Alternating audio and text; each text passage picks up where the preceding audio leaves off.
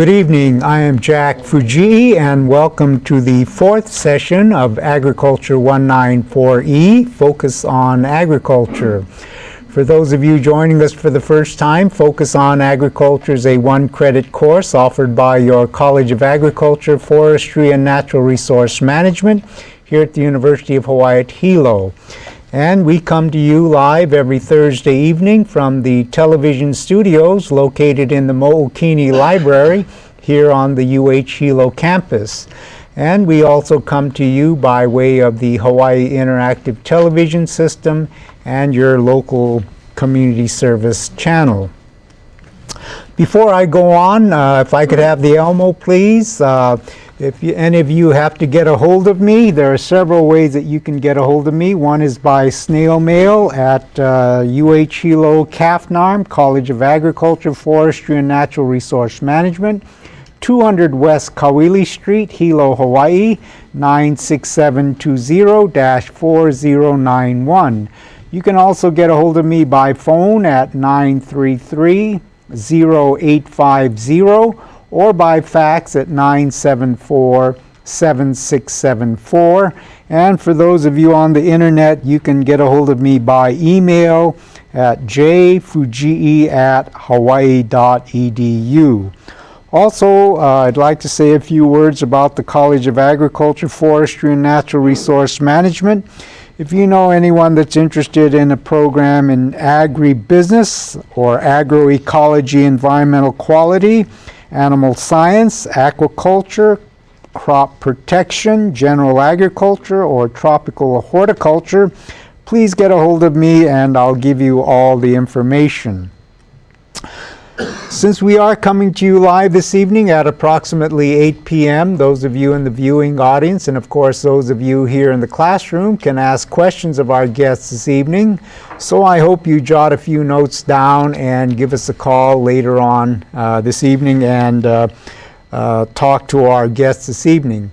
We have another very interesting presentation for you this evening. I'd like to thank the Pacific and Asian Affairs Council because they are helping me sponsor this class tonight by bringing my guest over this evening. My guest this evening, we have Mr. Robert Santos, who is the program coordinator of the Culinary Academy at Maui Community College, and the Pacific and Asian Affairs Council paid his way over here, his airfare and his hotel bill. So I'm very happy that the Pacific and Asian Affairs Council was able to help us out this evening.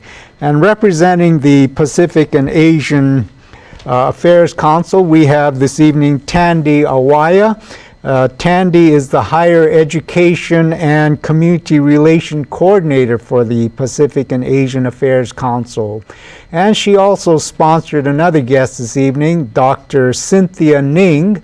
Dr. Ning is the Associate Director of the Center for Chinese Studies at the University of Hawaii at Manoa. And we're going to do some Chinese cooking tonight, and I'm going to turn the class over to Tandy, and we can start our cooking this evening. So Tandy, it's all yours. Thank you, Dr. Fujii. We're really excited to be here. Before we begin, I'd just like to tell you a little bit about PAC, or the Pacific and Asian Affairs Council. We're a nonprofit organization dedicated to promoting global education throughout the state of Hawaii. And we have a variety of programs, one of which is the University of Hawaii Community College Outreach Program.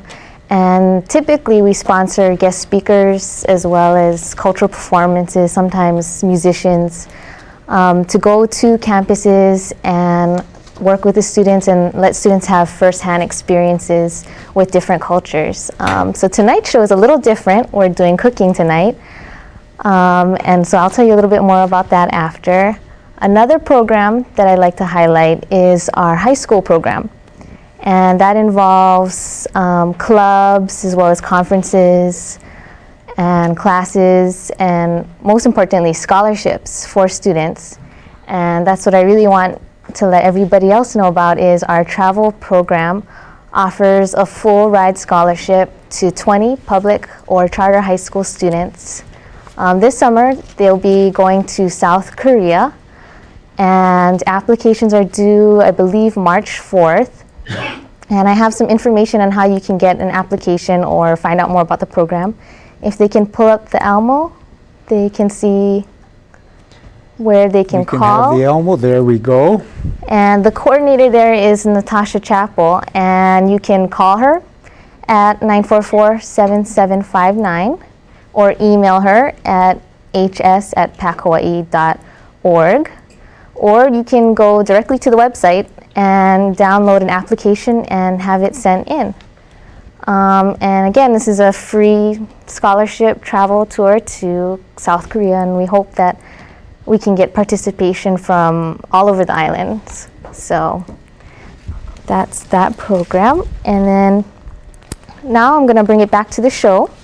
And I'd like to hand the mic over to Dr. Ning, who is going to tell us a little bit about Chinese culture and food. Dr. Ning? Okay.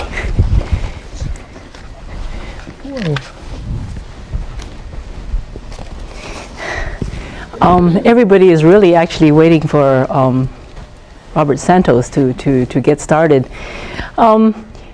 This is a very apropos meal tonight. Mr. Santos is going to be making 5 dishes. February 9th is Chinese New Year. And in traditional China, preparations for the New Year would have been going on for almost 2 weeks, a little less than 2 weeks now.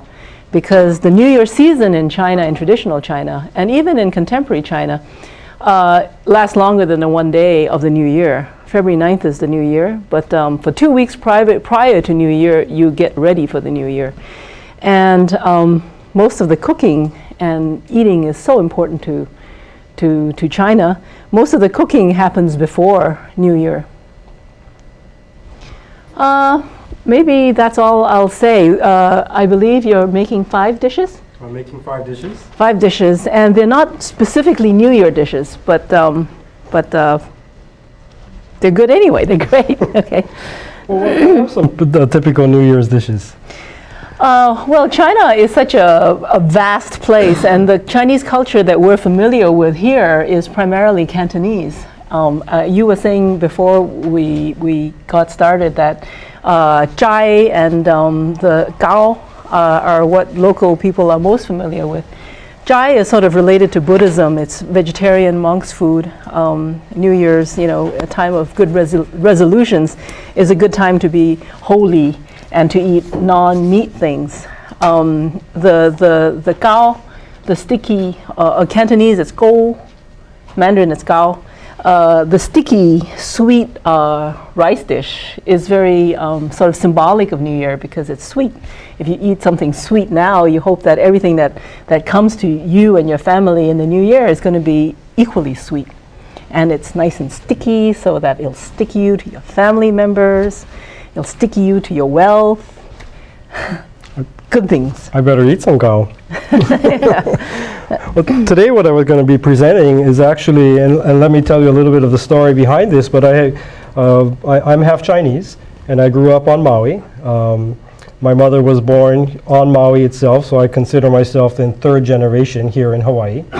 And my mother was always a good cook, and she worked in restaurants when I was young, and I never really understood how well she cooked or how much she did cooking, because when she passed away, I ended up finding a packet of papers of a class that she taught back in 1957. And so there was about maybe 12 or 13 pages of these recipes of this packet that she taught, and I'm surprised that she never told me about doing that or really talked about it or showed me any of those recipes. But I'm glad at this point to be able to be passing on her legacy, so to speak.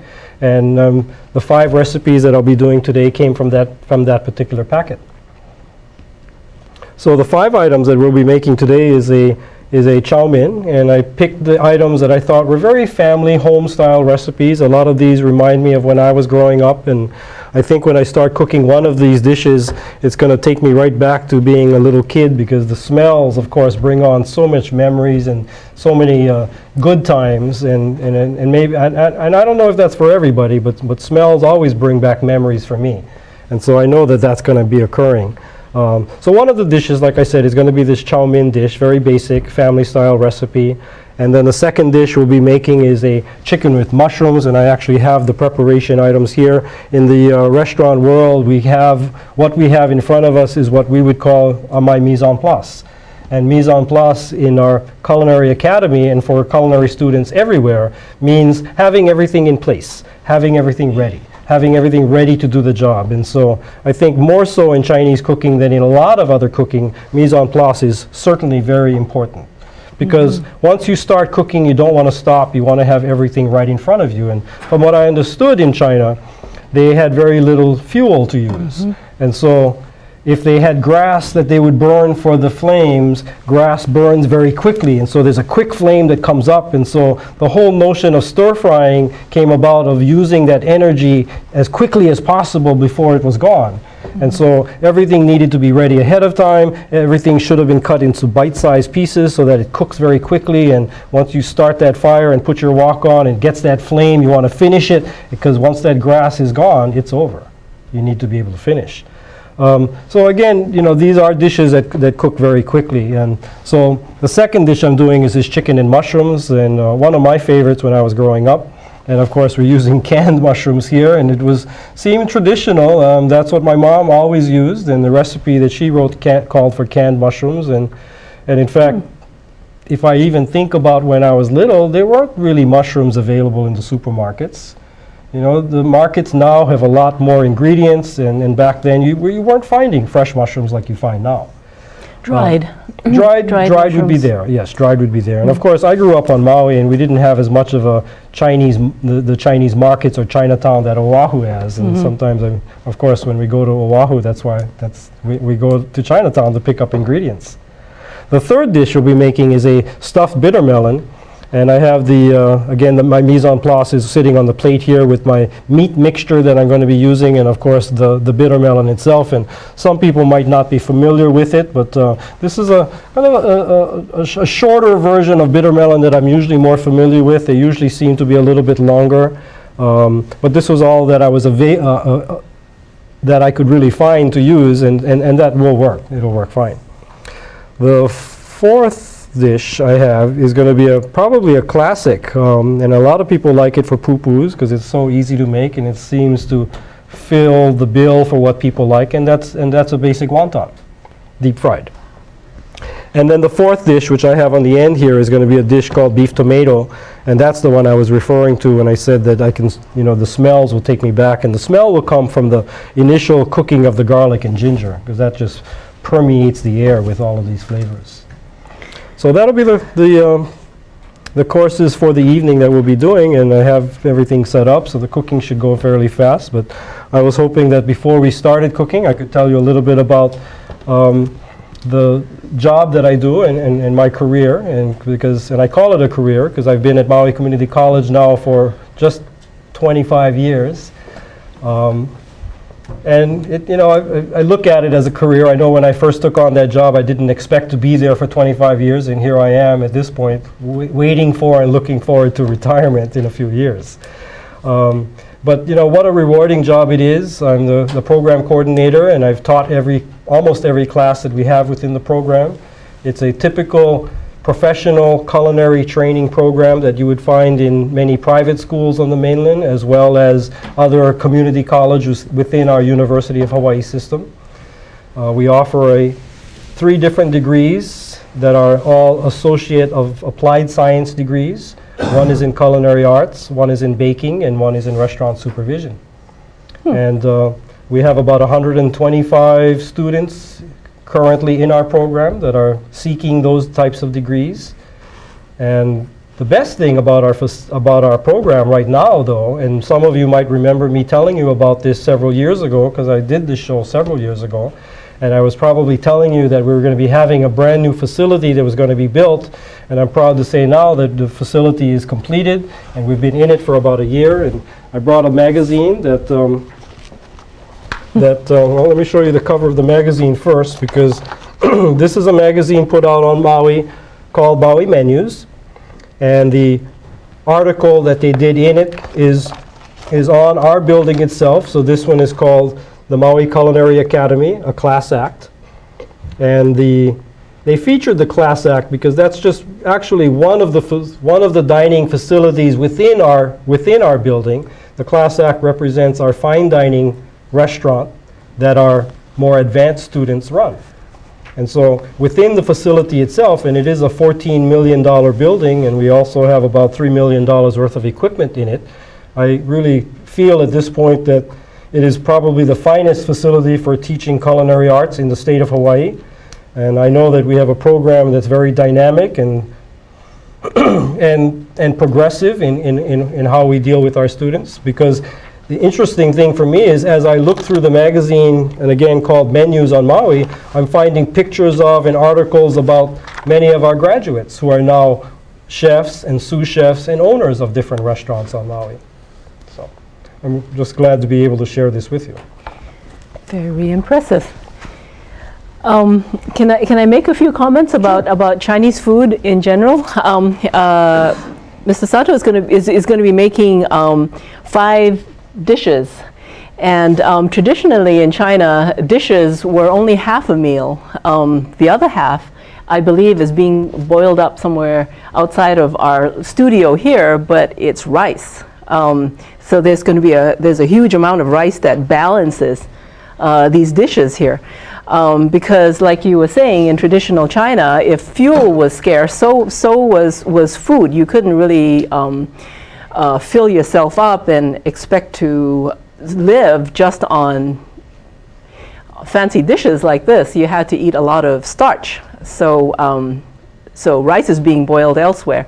It's interesting to point out that with a dish like wonton, which is sort of a combination of the starch and the dish, the filling.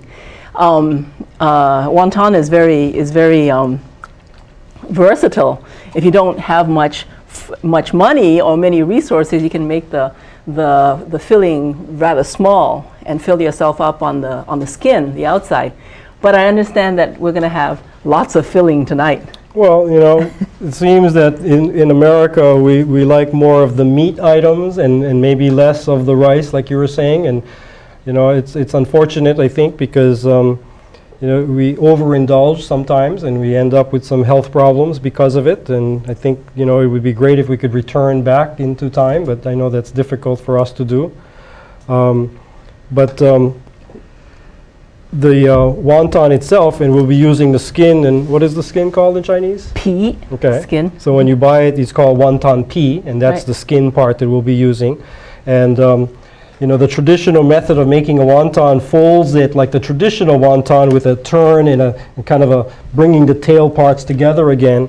And then what that creates, though, is a pocket that is kind of protected on the inside. And my fear is that if we're using ground pork and we're putting in a little bit too much of it, when we deep fry it, that center might not be fully cooked. And so the twist that we'll be doing tonight is, rather than doing the traditional wonton fold, is to do it into a triangle shape, and or if you wanted to a rectangle shape, and that would allow the heat to penetrate the center a whole lot better and make sure that your pork is fully cooked as it should be. And I think that seems to be a little bit of a twist on the traditional type, and it serves to, again, be able to put a little bit more filling on the inside. And if that's a good thing or not, I'm not sure.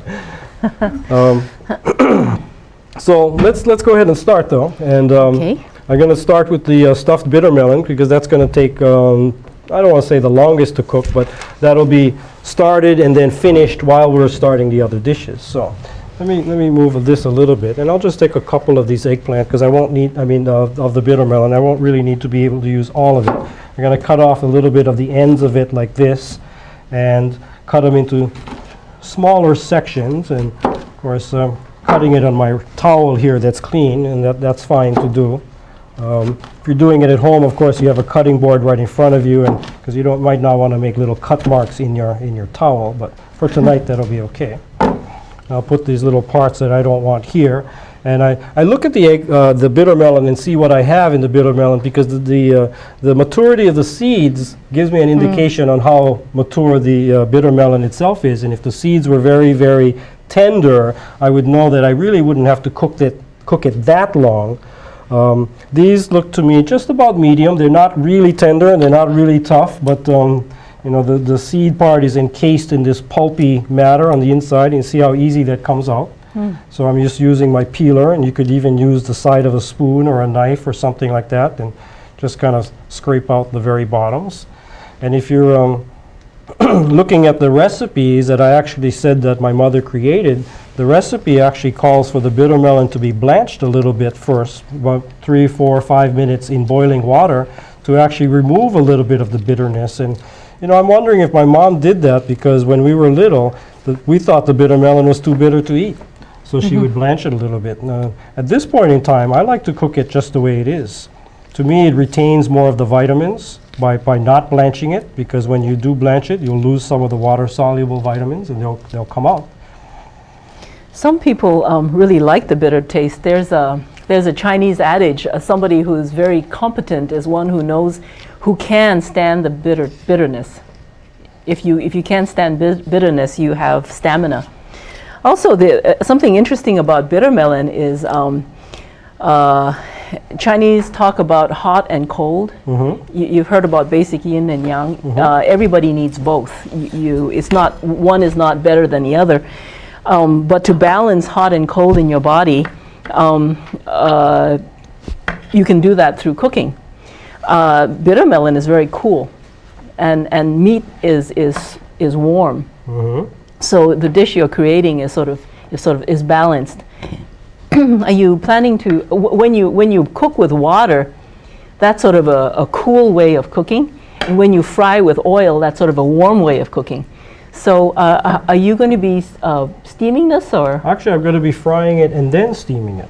So you're doing both. So blanching is cool, frying is hot, and then steaming is cool again.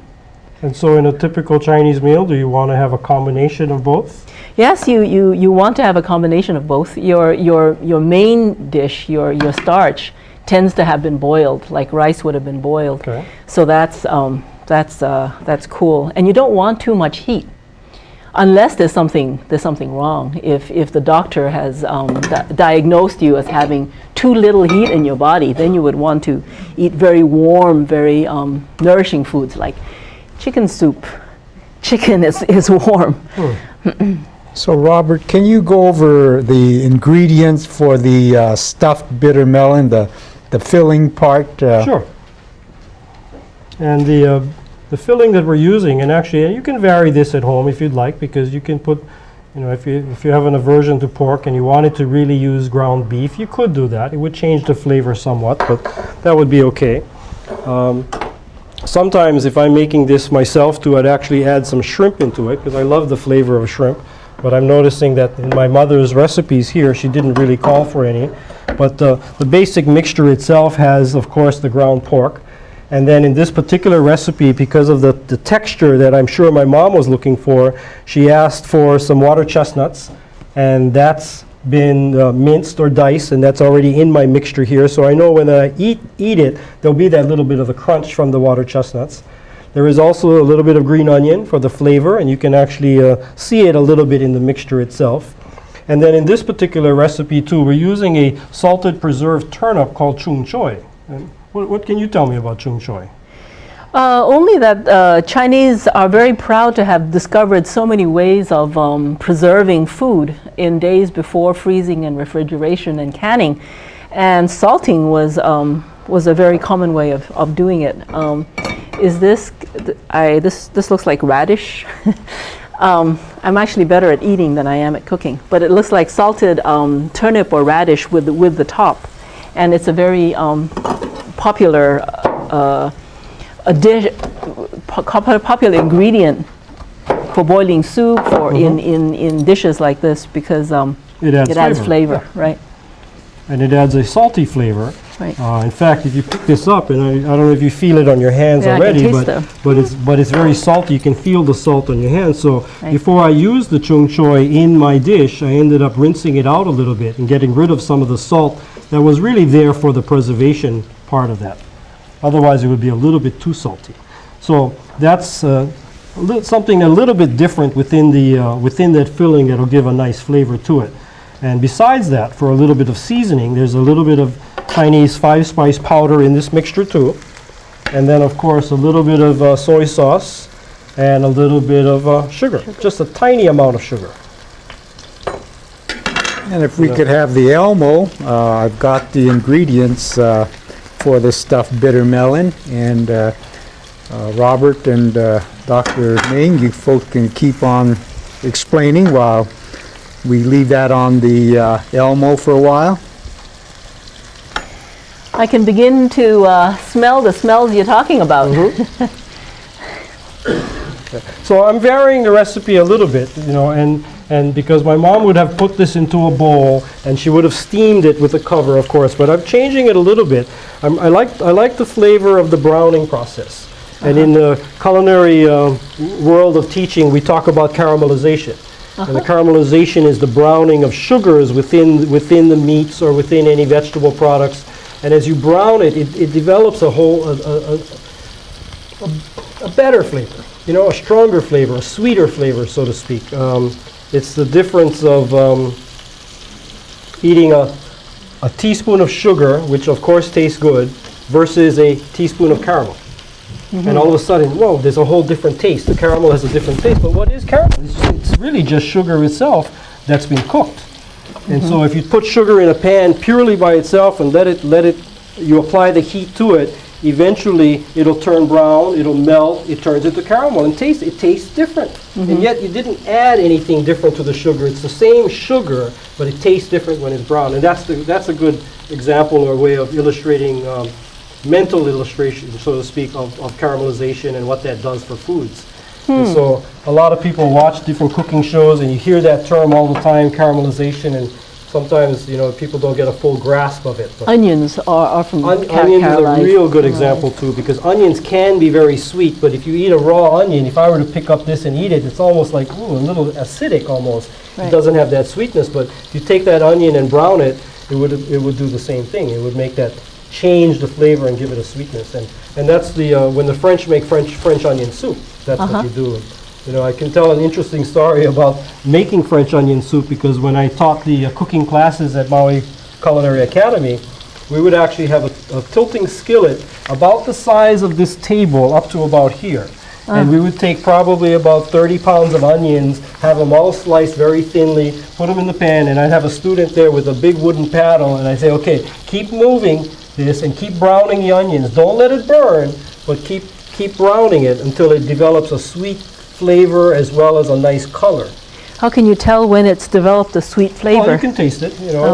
Cooking is, to me, when I teach cooking, we always talk about testing your food items and tasting as you go along. Some people talk about it in terms of building flavors throughout the cooking process. But to me, what I try to teach cooking is not so much through recipes, but more through learning the concepts of cooking and using your senses. Okay, so in that sense, when the student says, "Is it done? Is it done?" I would say, "Well, taste it. Let's see if you have developed that sweetness that you're looking for." It comes through experience too, I imagine. It comes through experience, and that's why we have places like our Maui Culinary Academy, because we run the facility that services the campus. We also have, besides the campus people coming in to eat, we have the public that comes in to eat. And so the busier we are in terms of more customers, the more our students get practice, and that's how they learn. And so there's the experience. So when our students graduate from our school, they can walk away saying they already have some practical experience. Is it possible to get the overhead camera on the dish itself? Okay. While Why it's don't we cooking? get the overhead camera on the it's- frying pan? Because it's just about browned enough. You can see it's developed some flavor, and that's really, some color, and that's what I'm looking for. You know, at home you might not want to be picking it up with your hands like I'm doing, but A pair of tongs might work. Tongs, yeah, but you know how cooks are, and of course I wash my hands ahead of time so I know that it's clean, and I'm careful when I'm not touching other things, and so, you know, in the professional world you end up learning to tolerate heat, and so I'm just looking at it like that. But of course, you know, if you're doing it at home, you can always pick it up and look at it, and that's just about the color that I'm looking for. I don't want it to get overly brown. So now I'm going to add a little bit of liquid, and in this sense I'm using a little bit of stock, and so now I'm going to end up kind of letting the steam come up. I'm going to add my cover, and it's going to steam in this pot after the browning process. I don't know if people in the audience or in the class here have heard of pot stickers. You've probably heard of mandu and gyoza, those things, 饺子. It's made exactly the same way. You take a 饺子 or a gyoza and you brown the bottom just like Robert did the bitter melon, and then you put water and steam on, cover the pot, and then you steam the top. And then once it's done, it's stuck to the pot because traditionally you didn't have Teflon. So then you have to sort of scrape it off, and it's called a pot sticker. And that's exactly where I kind of stole the idea from, so to speak, but I'm liking that the just a little bit of that change by browning it first, but that's exactly true. And so then the steam, of course, would cook the top part of it because the very bottom has already been browned. And so if you look at the recipe, it's going to say that this should cook for about 15 or 20 minutes. I don't really think it's going to take that long, so I'm just going to let it cook on low. I'll make sure that I still have liquid, so I'll check it from time to time. If I don't, I can always add a little bit more. Okay. The next dish, while that's cooking, Okay. will be actually our wontons. Crispy wonton. And this particular pea that's here has a little corner missing. It's not that a mouse or a rat chewed on that. What I did was actually, I wanted to check my oil. And so I have a pot of oil here heating already previously. And without a thermometer and I'm not going to stick my finger into that because I'm not that sensitive or, you know, sensitized to heat. But yet I want to know what temperature that is, and because the right temperature for deep frying is in the range of 325 and 375 degrees. Okay? And it's always good to give a range because even if you use a thermometer, it's often off a little bit, 5 degrees, 10 degrees, somewhere along the line. So a range is really a good way to go with oil, and it also depends on how much oil you have too. And if you had a large container of oil and you heat it up to a certain temperature, when you add a little bit of something in, it's not going to change the temperature much. Right. But if you have a little pot of oil and you add a lot of things in it, it's going to change and fluctuate the temperature. So sometimes you might want to start with a little on the higher end of the 325 to 375 range, and sometimes you would start on the lower range of that. But as I was saying, my little missing part here is because I had taken a little bit earlier and I dropped it in, and I'm using a little bit of this to test my oil, and that's what I'm putting in. If it bubbles and comes right to the surface. If it comes to the surface slowly, you're right in that range of cooking. If it comes up too fast and browns too quickly, then you're a little bit too high in temperature. And if it just sits at the bottom, you've got to wait a little longer. Ready enough. Yeah. Yeah. And there's other methods of checking oil, of course. You know, I've known other people that talk about, and Chinese chefs that I've seen that say put a wooden chopstick into it. And the wooden chopstick would bubble a little bit too, but I'm still not clear as to be able to tell temperature. I can see it bubbling, and it does work, but I like this method better. And you can spare a little bit of the Yeah, skin. you can always spare a little bit. You can always eat that little piece too if you really wanted to.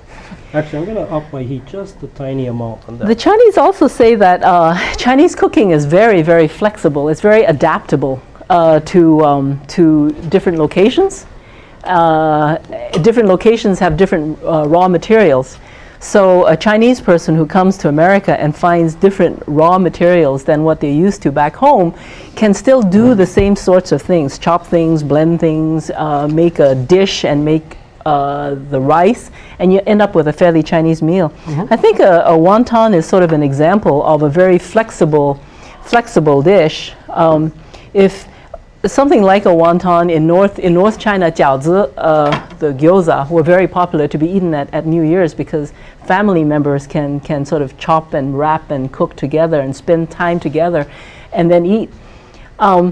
And it's so flexible because you have a filling and you have and outside you have a skin. So if you're rich, if you're poor, let's start with if you're poor, you can use the least expensive ingredients, vegetables with some salt. And put a little less into it too. And put a little less into it and eat more of the skin.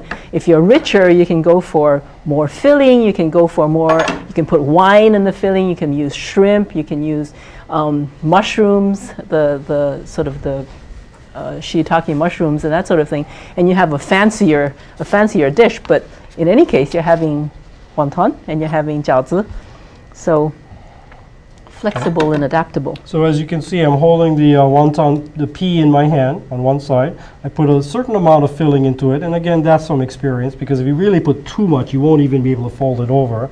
And of course, if you put too little, you might no flavor. Your guests might think that you're a little bit holding back on them, so to speak. So there's a certain amount in here that I think works very well. And of course, I'm just doing it the simple style by doing the triangular fold. Right. If you go into a restaurant in Chinatown in the morning, you see people sitting around a table doing nothing but but wrapping these for the whole day. It seems like I see it happening all throughout the day. I don't know about the mornings, but it does happen a lot. And I'm also adding a little bit of moisture on the end, on the corners, well actually on the edges of my wonton pea, so that the parts of it stick together. You could use plain water because there is already a lot of cornstarch that's on this, and so plain water would work. I'm actually dipping my finger into a mixture of a little bit of cornstarch and water, though. That's right there. To make sure it sticks better. Yeah, and I know some people that insist that you need to use some beaten egg for this, because the egg does work well as glue, but I don't think so. I think the water works perfectly fine. And as long as you squeeze your ends and kind of squeeze out the excess pockets of air in there, it holds together very well. Were you going to tell us what's in the filling? Okay. It's very similar to what we actually used right there, but it's not missing that water chestnut for the crunch. This one has ground pork, of course, and a little bit of salt, a little tiny amount of sugar, and it's really not for the sweetness. It's just to kind of accent that little hint of sweetness. And then there's actually a little bit of cornstarch in that mixture too to help the binding process of the meat holding together very well. And a little bit of soy sauce for flavor, and a little bits of green onion just for the flavor that gives too. You know, if you, like you were saying earlier though, you can vary this. If you wanted to add other meats into it, you could do this with chicken, and that would work fine, or ground turkey. It's interesting how many Chinese dishes have pork in it, though. Pork is their favorite. Right. Chinese are, again, a very practical people. Pigs aren't useful for much else than being eaten. You'd never want to eat beef much because the oxen or there's no English term for non-gendered bovines, cow, bull, oxen. Okay, the bovine animal pulls the plow in the fields and works so hard for you. So they're too valuable for them to be throughout eating your it. life. It's totally ungrateful to be eating it, but you can dispense with and also, a pig. Also too, I mean, from what I understand, cattle is a kind of a luxury item to raise because they require a lot of grazing land. Oh yes, And whereas That's a good point. pigs were actually traditionally kept underneath the house. They'll eat slops. And they fed off the wastes of the family and little, almost anything. And you know, you could actually let the pigs out for the day and they'd go out and forage and come back. And so it was very practical for the Chinese, and I'm sure same thing in many other Asian countries too. Robert, maybe we can get the Elmo real quick, and then we'll get the amount of each ingredient. We'll just get the one side first, and we're going to have to write down real quickly. 1/4 pound of pork, ground, 1/4 teaspoon of salt, 1/2 teaspoon of sugar, and then the other half 1/2 teaspoon of cornstarch, 1 teaspoon of shoyu, and 2 teaspoons of minced green onions. This is interesting. that? These recipes are over 50 years old. They're from Robert's mother. Yes, so And you know what I find interesting on that too is that every time she refers to soy sauce, and I call it soy sauce because just that's the habit I've been from teaching at school, but she writes it as soyu. Yes. And is that the actual Chinese word for it? I think shoyu is more Japanese. isn't it? Shoyu is Japanese. Chinese is 酱油. Okay. Cantonese is 喜油. So where 喜油, which sounds closer to soyu. shoyu. And so I wonder if it's really, in a sense, a part of our pidgin background, because you know the real origins of pidgin was a mixture of languages, so that the ethnic groups that were here, especially on the plantations, could talk with each other, and so it could be a half of what you said in terms of what was the word? 酱油. 喜油. Okay. Cantonese. As well as shoyu, the Japanese, and they kind of maybe put it together. And I'm really not sure on that, but when I was young, you know, it was always called soyu, and only later in life did I seem to kind of switch, and then I learned about the word called shoyu from the Japanese. Oh, And then now that I teach at the school, and maybe it's from my time living on the mainland too, but I'm now call it, and always refer to it as soy sauce. Soy sauce. Okay. Okay. And if you can see the wontons in here, you know, I'm looking for a certain degree of brownness on the wonton pea itself to give me an indication that that pork is cooked on the inside. And you know, you might then say, well, how would you ever know? Because you really can't see it. And that's again where your senses come in. I would take one out and I look at it, and if I then notice that at that degree of brownness on the skin, that the inside is done, I would then logically assume that the rest of them at that same degree of brownness should be done too. So I'm going to take these out and leave them out for a second. And I will break into one to check on them first. But you know, from my own previous experience too, I'm pretty confident that at that degree of brownness, it's going to be done. Besides the fact though, whenever you cook something, you really don't want to check it the moment it comes out, because even while it's sitting here, it is still cooking. And that concept itself is called residual cooking, or sometimes called carryover cooking. And very, very important when you're cooking meats and roasts and larger pieces, because when it comes out of the oven, the outside can be very hot and the inside might not quite be done enough.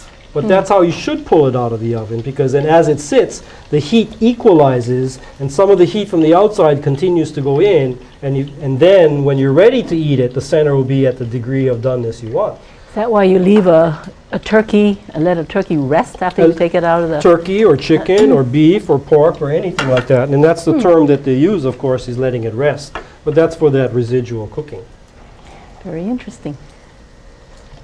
So if you're doing something like roast beef, and I know not everybody enjoys roast beef being cooked as rare as maybe I would like it to be, but I like my roast beef rare. And if you look at the textbooks, rare is considered to be 140 degrees on the Fahrenheit scale. But if I was cooking a prime rib, I would pull that piece of meat out of the oven when it read about 115 degrees. And so maybe 120. And so in that residual cooking, and it could take 20 minutes or 30 minutes of time, and if I were to check it again before I eat it, I would be fairly sure that the temperature would be up to about 140. And that's what I would want. And how long it continues cooking after you take it off of the heat depends on the size of the... It depends on the size of the piece of meat that you're talking about, but it also depends on the environment that you're in. If you're in an area with air conditioning blowing on it, it's going to not have as much residual cooking.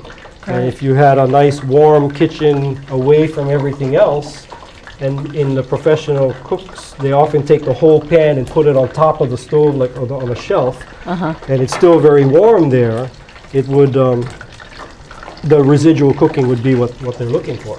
And if you really wanted to maximize that, you could even wrap the roast in a piece of aluminum foil and kind of just tent it over to trap some of the heat, to really maximize your cooking from that residual heat. If you, on the converse, if you, like with cooking pasta, if you want to make sure that it doesn't move away from being al dente to becoming too soggy, Is that why you run like cold water? That's why, and that's called shocking the item. So Shocking? you cook it to the for those items, you cook it to the right degree of doneness, and then you bring the temperature down as quickly as possible. Right. So for pastas, assuming that you want to chill it completely, you could really run cold water right on it. If you're going to be eating it right away, then you just run a little bit of water to bring the temperature down enough to eat it and to stop the cooking process. If you were blanching vegetables, you would, again, cook it to the degree of doneness you wanted, run it under cold water, and completely stop the cooking process so that you get it to the color and the texture that you're looking for. But without cooling it down so much that you're eating cold food. Well, no, in that sense, you're probably cooling it down all the way, unless you're eating it right then and there. Because a lot of times when you're setting up mise en place in restaurants, Oh, I see. you would blanch your vegetables ahead of time, chill it down completely so that when you do the cooking process, it'll heat it up Heat again. it up again. But you're not having to take as long to get it cooked. And so, for some of these dishes, I did consider blanching some of these vegetables first, but I realized too that in such small amounts, I can take the time to let it cook. But if I had to do chow mein for like 200 people, I would blanch certain of the products ahead of time. That's how professional restaurants do it. They half cook, they pre-cook halfway Right. a lot of the ingredients. And again, that's what cooking is all about, especially in the professional world. You really have to look at all of your parameters around the meal that you're making, how much time you have, the quantity you have, the kind of equipment that you have, and then you start to make those decisions on how you're going to prepare the dish itself. And for some chefs, every time they make it, they could make it a little differently. Right. I was very surprised. One of the first times I ate with a family in China, that it was the wife who was doing the cooking that day. Everybody who was the guest and the host, they sat down around the table, and then she cooked the dishes that we were going to be eating one by one in the kitchen, and she never sat down with us. As soon as they came off the stove, it came to table, and then you had to take your first bite as soon as possible, because the texture, especially for instance like shrimp, the texture would change within a minute. So so in the beginning I was upset that she wasn't with us, but then when the food tasted as good as it did, I understood why she was doing it.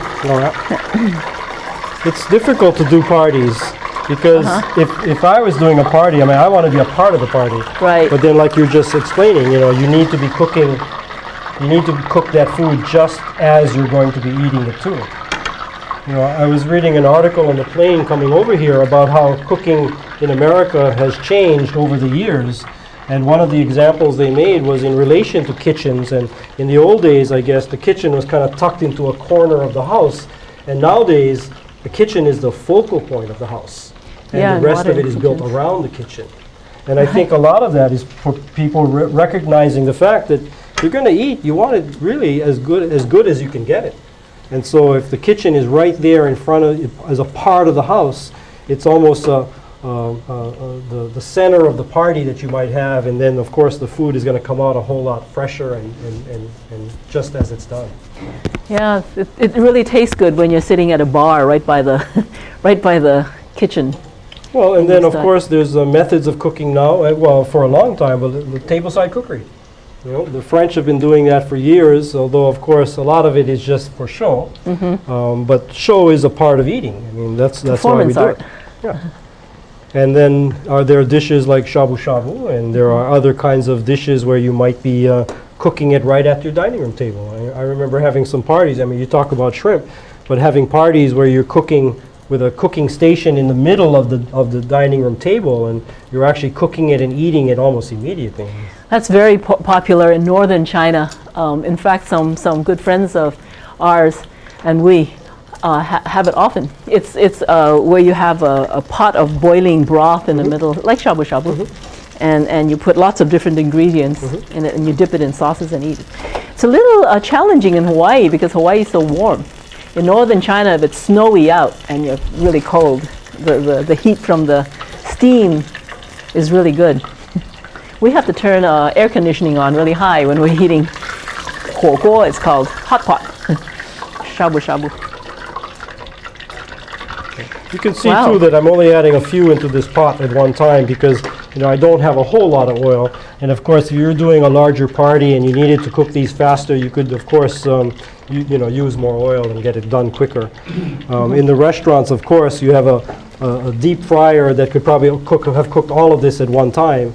And in those deep fryers, there's an automatic thermostat to make sure that you maintain the temperature at what you're looking for. So you might see me once in a while. I keep looking down and looking at my flame. Sometimes I make adjustments because, again, as I'm cooking, I'm utilizing the heat. It's taking it away from the oil, so I need to replace that heat.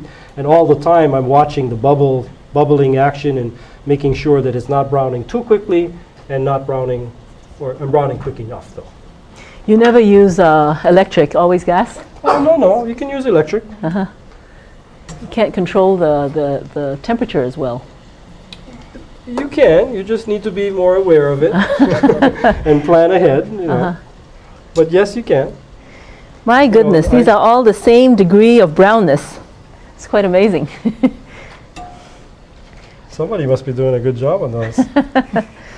But talk about heat. What I really respect are people from the older days having to cook everything on wood and grass. So you keep feeding the fire with additional... I guess you would have to do that, Yeah. right? I've never really had to do it. I do remember, though, when I was little, not in our house, but at my aunt's house, my mom's sister, everything was cooked on a kerosene stove, and that's not that long ago. A kerosene stove.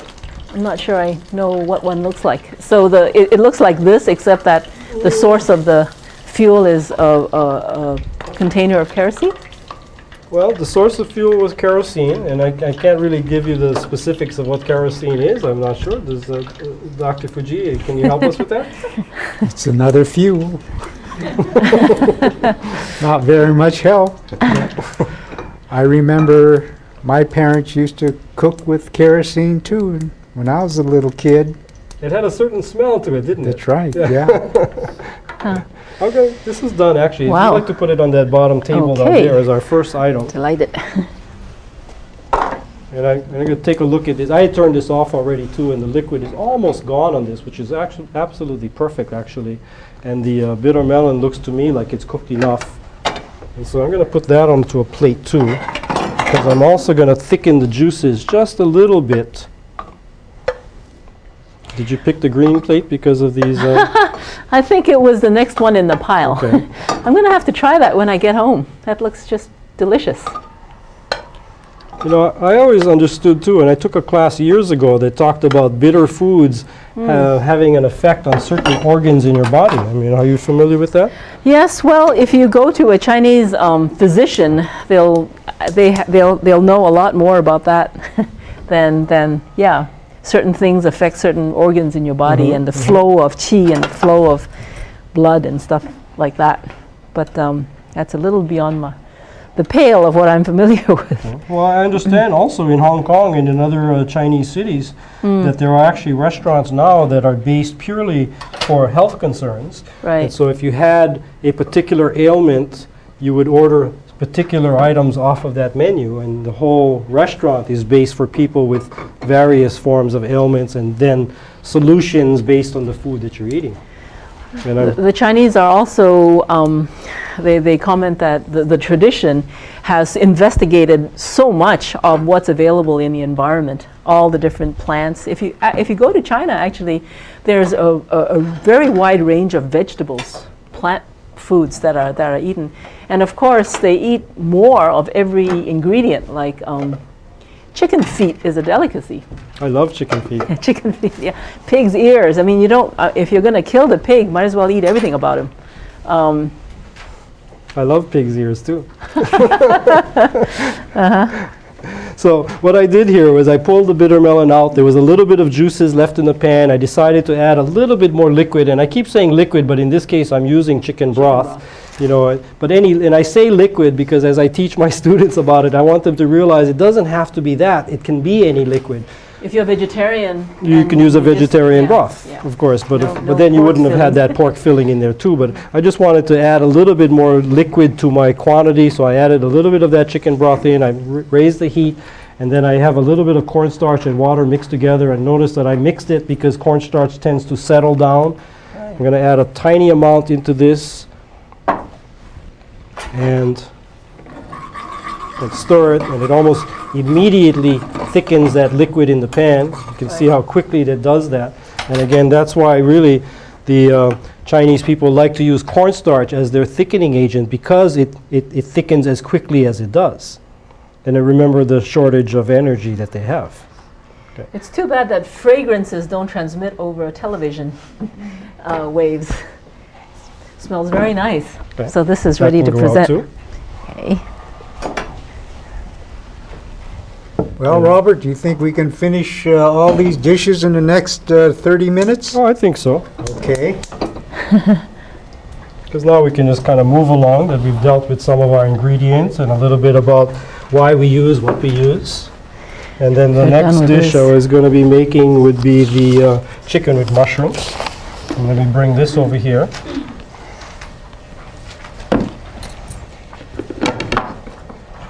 In this one, I've also prepared a little bit of some sauce ingredients in this little cup. And if we look at the recipe, we're going to get that up. Well, in the recipe itself, we have the chicken meat. And you know, the traditional way, of course, would be to use a whole chicken with the bones and all of it in too, but I've adapted it a little Head bit to as make... well, the head too? In the stir fry? Oh, not in the stir fry, no.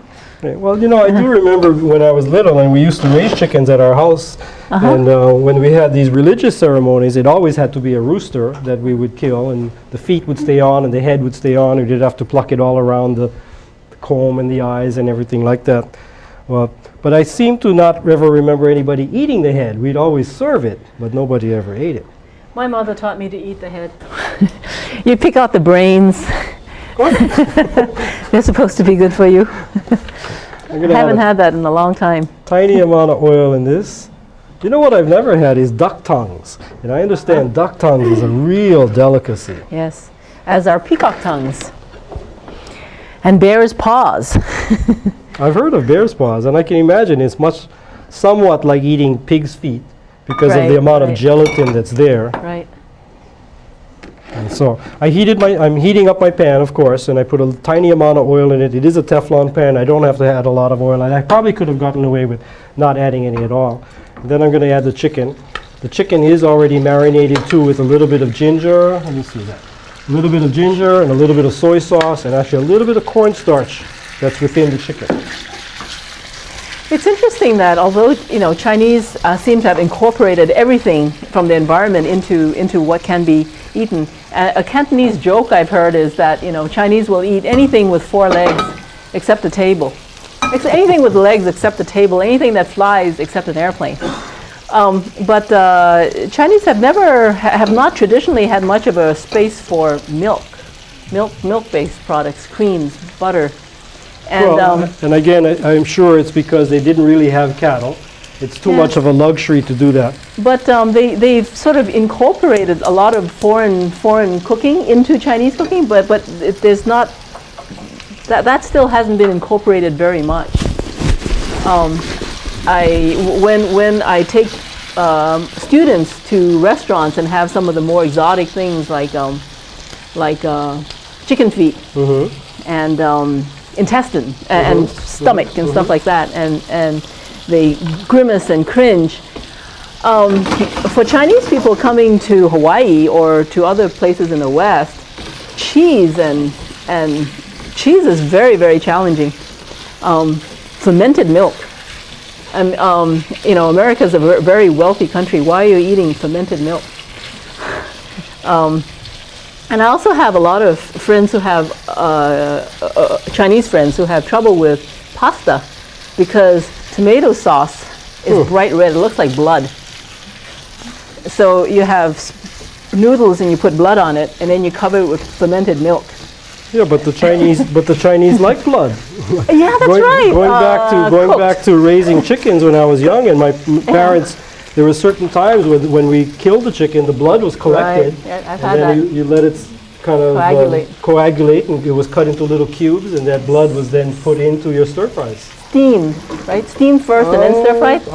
Well, I never did it, and I was little back then, so Turns brown, not bright red anymore. Yeah, that's a good point.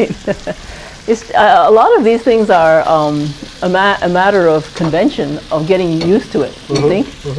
I've certainly gotten used to cheese. I have learned to love cheese. And you like pig's feet. I love pig's feet. That's great. And I love, and of course chicken feet, as I said earlier too. I'm starting the next dish just because I don't want to run out of time. And I have some noodles here in the pan, and even though these are already cooked noodles, I just want to warm them up and crisp them up a little bit. So while I'm doing the chicken dish, That's something I've never dared to do. well, it's not hard to do. You can try it. If you like. No, thank you. Obviously the shape of these pans facilitate that process. And the word saute, and we call these saute pans, means to jump. To jump. And so as you use the pan correctly, the food kind of jumps up on itself like that. Wow. Okay. And again, if I was using larger chunks of chicken, or if it had bone in it, I'd have to be a little bit more careful and cook it a little longer. This one is already just about half cooked, and I'm going to add some of my mushrooms into this so it starts to pick up the flavor. Did you practice that motion when you were first learning to cook? We make all of our students practice that. You know what works well? Yes. Is a slice of bread. So you can, because the bread is not as fluid, and so if you can get that piece of bread to continuously flip over, you have the right motion down. Is the fire on when they're practicing it? No, you don't need to do that with the bread. Okay. Chicken and mushrooms. Chicken and mushrooms. Notice I'm using a rubber spatula too with this pan, because it is a Teflon pan or a coated pan, and I don't really want to be scratching it. And some of you, though, if you do this at home with your spatula you might have at home, will find that your spatula will melt. This is a spatula with a black handle, and that's generally the sign for the professional kitchen that is designed for heat. So in fact, a spatula like this is probably about $10, whereas a spatula designed just for cold items that would have a white handle would probably be about $2. My goodness. So, typically, again, it's the right tool for the right job. That's true. I've never seen a spatula that's anything except white-handled in the supermarkets. Okay, so this is almost done. I'm going to add some liquid, and I'm going to add a little bit of that into a little bit more of my broth, because I want that moisture to get hot, and it'll help transfer the heat into the dish itself, because when you're cooking with a pan, whatever's in contact with the metal is getting cooked, and whatever is above the metal is really not getting that same amount of heat. So when you add a liquid in or you add oil in, it's really to facilitate heat transfer.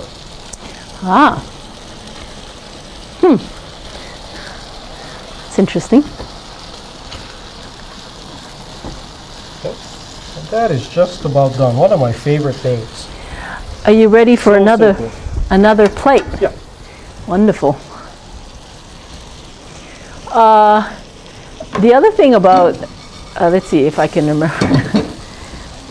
Notice I got a little crispiness up on top. That's what I was looking for.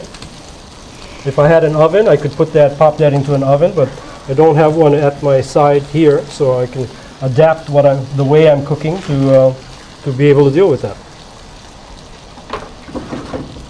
The smells are glorious. Well, again, I'm still waiting for the smell on that dish. That has onion. And the garlic. And the garlic.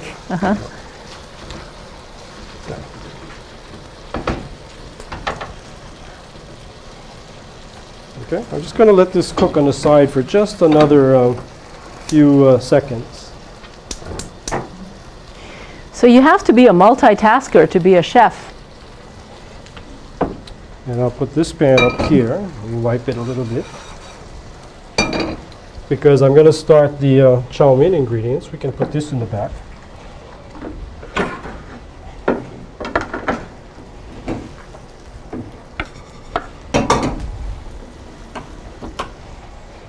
Okay, and again, I talked about using your senses in cooking as you go along, and I could smell that starting to brown, and I don't want it to burn, and so I just turned off the heat. I'm going to let the residual heat on the pan continue to keep that going. Okay. And then now in this pan, I'm going to cook all of my vegetable items for the chow mein. Does your experience with Chinese cooking carry over into when you're cooking other types of foods, I think it does. and vice versa? I think cooking is universal, and so if you learn to cook with one, you can easily adapt to the next dish.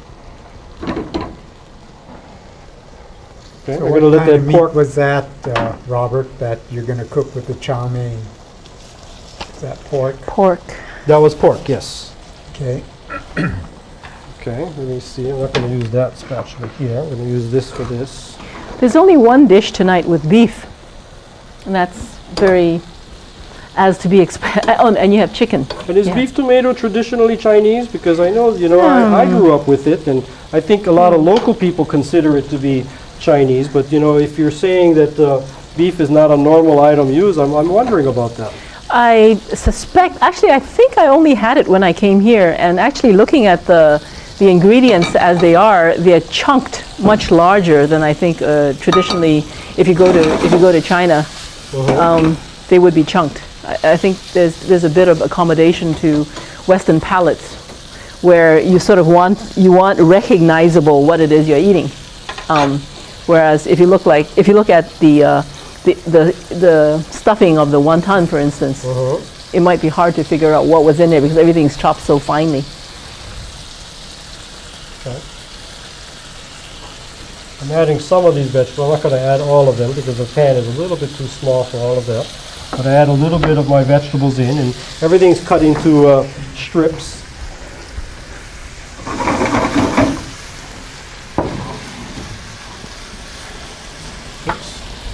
So what kind of vegetables did you add to that? What I have here is some celery and some carrots and some green beans, as well as a little bit of Chinese peas. And then I still haven't added the bamboo shoot and the ham and my green onions. I'm going to add that just a little bit later because the bamboo shoot is a canned product, fully cooked. The green onions I kind of like almost undercooked. And of course the ham is a fully cooked product too, so I'm adding in the vegetable components that need the cooking part. And of course I added the pork first because I wanted that fully cooked. Right. And then as I'm cooking the vegetables in with the pork, it's pulling the flavor of the pork in with these products too. Okay. So if we have another plate there, Okay. I'm going to be Did you putting want my... to have Collins before? I Well- think we better do the cooking and then see if we have time. Maybe he's so good at multitasking. Maybe he could answer questions while he cooks. Well, we can do that. Okay, so there's some of the ham and bamboo shoots. So if you want a to little bit more call green in, onions. maybe we can put the numbers on the screen. The numbers are 961-9046 and 974-7726. So if you have any questions for our guest this evening, please give us a call.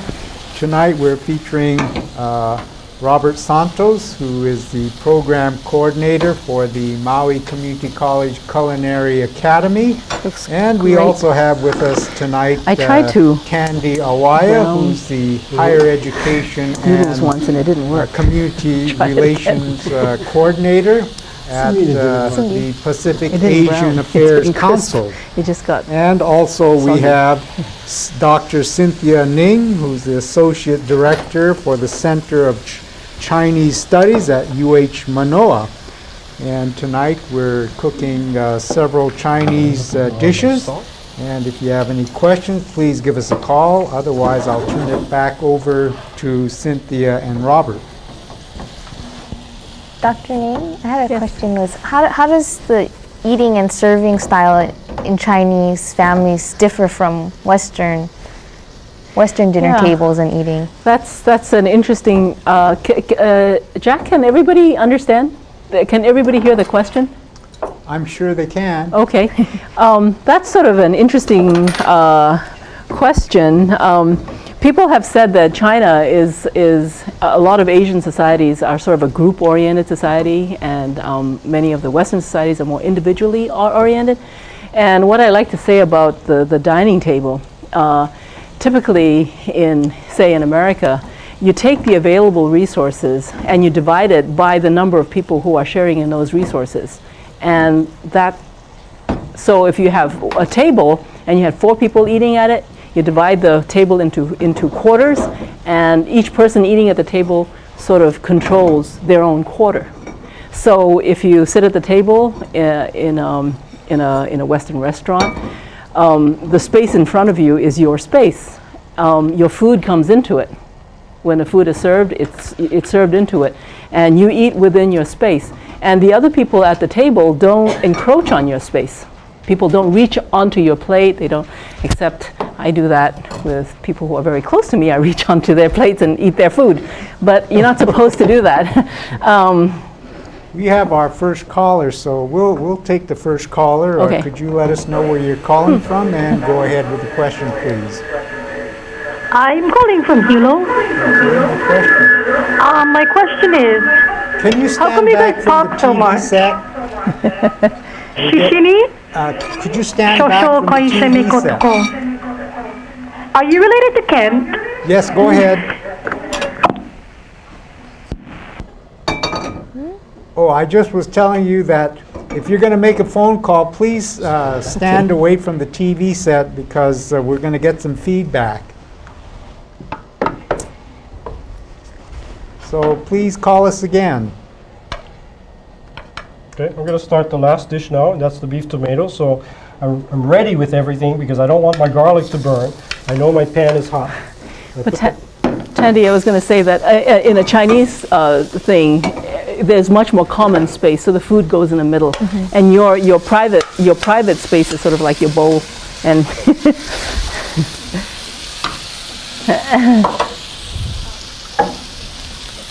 So I have my garlic and my beef, and I immediately want to flip it up because I don't want that garlic to burn. But a light browning gives it a really nice flavor. And I'm just kind of, even though I'm using metal, I'm not scraping the pan. I'm just kind of pushing the meat down to kind of get it mixed in a little bit. and you have the beef sliced very thinly. Very thin, yes. I like it that way. Okay. Wow.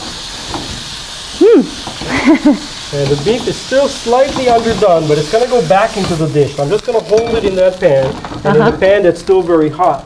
Now I can continue to cook my vegetable items. And actually, I'm going to just drop a little bit more oil in that to facilitate bringing the heat up into it, like I said. And if you were very, if you really couldn't have any oil in your diet, you really could even do that by just adding a little bit of stock into it. Because as I said, you just want to bring the heat up into your product. So what would be the difference in taste between using oil and using, say, broth to do the? It's not a matter of taste because I'm not using an oil that has flavor. It's more of a kind of a, I don't even know how to put it. It's like a richness, a little bit more of a richness that it would have. We have another caller, so we'll take the caller. Could you let us know where you're calling from and go ahead with the question, please?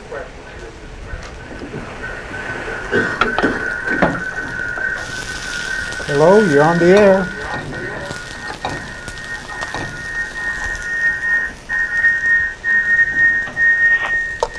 I guess we're having some technical difficulties tonight. This is the plate that the vegetables Do were we on. have another caller? Okay, we lost a caller. I'm sorry. Go ahead.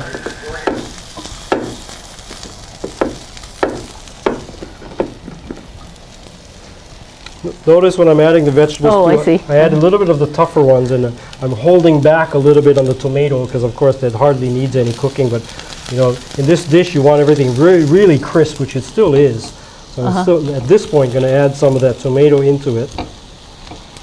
And not too many pieces because my pan is not that large. Okay. Then I can add my meat mixture back in again. Okay. Then I'm going to add my seasoning mixture. And that'll give my sauce. Does it smell like your childhood yet? It does, it does. And what was in the sauce there, Robert? What was in the sauce? The sauce had, typically, again, we've been using the same ingredients all the way through. A little bit of soy sauce, just a tiny amount of sugar, a little bit of salt, and a tiny amount of cornstarch that will help, again, in thickening. But of course, I always have my little cornstarch on the side in case I need a little bit more. And it's not that I'm trying to make it gooey. I'm just trying to tighten up the sauce so it clings to the vegetables when you're eating it, and it gives a nicer, it brings the flavor up into your product. Okay, we have another caller. Could you let us know where you're calling from, and go ahead with the question, please. Oh yeah, I'm still calling from Maui. Okay. You know the thing you guys still cooking right now? What is that called? This is called beef tomato. Beef tomato. Oh, that look good. I'm still hungry. You guys wanna come cook my house one day? Well, if you're on Maui, you can come and visit us at the Maui Culinary Academy. We'd love to have you. And if you call me, maybe I could even set this little demonstration up and teach you how to do this. Oh, cool, man. Hey, you know what? You guys keep up the good work, huh? Oh, thank you. Thank you. Okay, bye-bye. Okay, well, thank you for calling. Well, you made all 5 dishes. Yeah, I think we did. Now, while we wait for some more phone calls, maybe we can get the overhead camera to zoom in There it on all is. the dishes. And Robert, you can explain. There we go. There's our, what was that one, Robert? That's chicken and mushrooms. Okay, that's the chicken and mushrooms. And as we pan across, I see the stuffed bitter melon that we have there. And again, that's the bitter melon stuffed with that the ground pork that had a little bit of the chung choy in it and a little bit of the water chestnuts in. So I know when we eat it, it'll Robert, be that I'm going crunch. to interrupt you. We have another caller. Could you let us know where you're calling from, and go ahead with the question, please? Oh, I'm so sorry to interrupt. Hi, Nadie. Hi, Matteo. Bye-bye. The lady look kind of bald. I'm sorry. Did you understand that? No, I didn't. She was sorry to interrupt. Oh. That's the only thing I understood. Did you get the question, Tandy? No, I did not understand the question. Okay, I didn't get that question either. Maybe you can call again and we'll take the call. But while we wait for the calls, did we finish going through all the dishes there? No, we stopped at the wontons, Okay, the crispy wontons that's there. there's a crispy wonton, okay. And notice I put some paper under it too, just to absorb any excess oils that might have come from the deep frying. And Okay, then- Robert, we have another caller. Could you let us know where you're calling from, and go ahead with the question, please? Hey, Chef. Your stuff looks good, man. All you gotta do with the beef tomato and all that, get some lap chow. Looks good. Wow. Okay, well, thank you for calling. We can't wait to taste it either. Well, his suggestion was adding some lapchung into that, and that actually sounds like a good idea. It changes the whole it changes the nature of beef tomato, but it maybe illustrates our point that you can really use ingredients that you have available in front of you. And if I didn't have beef, I can almost imagine that lapchung would make that taste almost equally as good. And lapchung, for those of you who might not be familiar with it, is a type of dried Chinese sausage. Right. It's cured pork. Okay, we have our next caller, so could you let us know where you're calling from, and go ahead with the question, please. Hello, this is Chris, first-time caller from Waikiki. Okay. I was wondering, could you describe a little bit about what region of China this kind of food comes from? The region of China that this kind of food comes from. Well, I know for my own self, and from what I understand, and I may be wrong on this, but a lot of the Chinese immigrants that came to Hawaii to work in the sugar plantations, and actually a lot of them helped in digging the water ditches and water tunnels that we still use today. From what I understand, they came from the Canton region of China. Right. Yeah, Cantonese cooking is most popular here. The caller from Waikiki, I believe it was, did he say his name was Chris? I think so. Okay, hi Chris. His wife is from Sichuan province, and that is a region of China that has much spicier food, much spicier and much saucier and much hotter in a colder area of China, I understand. I suppose. They use Sichuan peppercorn that we can't legally buy in Hawaii. Oh, really? It's not, supposedly not a kind of pepper, it's citric, and citrus products are controlled in Hawaii. You used to be able to get it, Yeah, and they passed a law against bringing that in? yeah, a few years ago, I believe. So how do restaurants do their pepper and salt squid items or pepper and salt Just items? regular black pepper, I think. But the Sichuan peppercorn has a different flavor. Should visit China sometime. It'd be very interesting to take your I will definitely culinary. go at some point. Okay, we have another caller, so could you let us know where you're calling from and go ahead with the question, please? Yes, I'd like to know what kind of texture does the bitter melon have? Okay, Robert? Well, that again depends on how long you cook it. If you really like your vegetables very tender and soft, then you would steam it for a longer period of time. And you could check it. You could use a toothpick or something like that. Or, of course, you could take a piece out and chew it in your mouth to really get the full feel of the texture that you're looking for. If you were to cook it so that it wasn't soft, though, you know, I think the bitterness would be a little bit sharper in that dish. I know that when I was very little, I liked it very, very soft, because even then, like I said, my mom used to blanch the bitter melon ahead of time. Now, as I'm appreciating the bitterness more, I'm liking mine with a little bit more crispness to it, not so soft. But then remember, though, we do have ground pork in there, so you need to cook it at least till the pork is tender. And generally, at that point, the bitter melon will be at the doneness that I like it to be. Does that answer the question? Oh, so the thing's not really too bitter then? Well, you know, every vegetable is a little different, and once I taste this one, I'll be able to tell you that. I think for first-time eaters of bitter melon, you might find it to be very bitter, and once you get a little bit more used to it, you actually appreciate and look for that bitterness. If you eat it in Chinese restaurants in Honolulu, I think a lot of them have been blanched ahead of time, and it's just barely bitter. It's just a piquantness.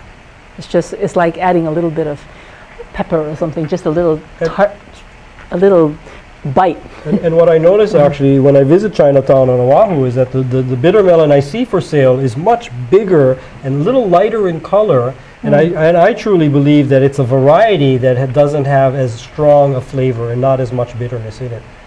You know, if you really wanted to get the most bitter of bitter melon, you could get the wild types that still grows on Maui. I don't know if it's growing here too, but you know, the Filipino culture embraces bitter melon as well as the shoots of the plant, and those are fairly bitter. I like those, and sometimes that wild bitter melons, they're only about so big, about an inch or an inch and a half, and some of those, if you pick it young enough, you don't even have to peel or take the skin, the seeds out from the inside. You can just use it whole. Okay, does that answer the question from Hilo? Yes, it does. Okay, well, thank you for calling. Okay. We have another caller. Could you let us know where you're calling from and go ahead with the question, please? Hilo. Okay, and your question. I wanted to find out what kind of noodles did you guys use? Okay, Robert? This particular noodles I'm buying under the name of chow mein noodles. When I order it commercially, we identify it as fried chow mein noodles. Because it is a noodle that's been boiled to begin with in the cooking process, but then they put it onto a large, and I see it in Chinatown in huge stoves and piles of it on the stove, and it's browned and cooked a little bit. So again, what they sell it then as is fried chow mein noodles. It's a fully cooked, ready-to-use product. So even though I cooked mine in the pan a little bit, it was more to heat it up again and to give a little bit of brownness or crispness to those noodles. And I did that because I was going to be putting in a sauce over it, so it would soften the noodles again. They come up. If you wanted to make this dish, though, using another type of noodle, you definitely could do that. Even like a yakisoba style noodle would work, a Japanese style noodle would work. The traditional in my mom's recipes actually calls for using a package of dried chow mein noodles that you would then boil yourself, drain, and then brown it again in the pan. Does that answer the question? Yeah, I just wanted to know the name. You never need to tell me a whole novel, but thank you very much. Okay. And Larry, how come you're not calling? Thank you for calling. And we have another caller. Could you let us know where you're calling from? And Hello? go ahead with the question, please. Yes, hello? Yes, where are you calling from? I have a question. I was wondering what was inside the wonton? The ingredients in the wonton was ground pork, and we had been seasoned with a little bit of ginger and a little bit of soy sauce. There was a little small amount of sugar that was in that too. Just a small amount. If I was making it at home for myself, I would probably add half ground pork and half ground shrimp into it. Gives it a real nice flavor. Does that answer the question? Okay, thank you. Okay, if I could have the Elmo once more. I've got all these recipes all typed up now, so if you'd like the recipes, you can email me at jfujii@hawaii.edu, and I'll send them to you, or you can write me a letter and to 200 West Kauili Street, Hilo, Hawaii 96720-4091, and I'll get those recipes to you. I believe we have another caller. Could you let us know where you're calling from, and go ahead with the question, please. We do have another caller. Okay. Could you let us know where you're calling from, and go ahead with the question, please. Hello, you're on the air. Hello? Yes, go ahead. Where are you calling from? Hello? Yes, go ahead. I hear you. Your question.